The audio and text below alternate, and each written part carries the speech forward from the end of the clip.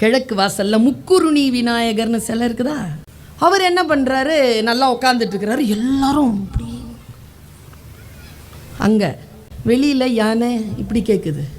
எனக்கு டவுட்டு, கோயில் யானை நம்ம கிட்ட பிச்சை கேட்குது, சாமி யானை கிட்ட நாம பிச்சை கேட்குறோம். What is the different? ரெண்டும் யானை தானே. எப்போ இது கோயில் யானை, எப்போ அது சாமி யானை? ஒரே ஒரு டிஃப்ரென்ஸ் தான், அங்குசம். யானைனா மதம் பிடிக்கும், மதம் பிடிக்கணும், அதை அடக்கிறதுக்கு அங்குசம்னு ஒன்று இருக்கணும்.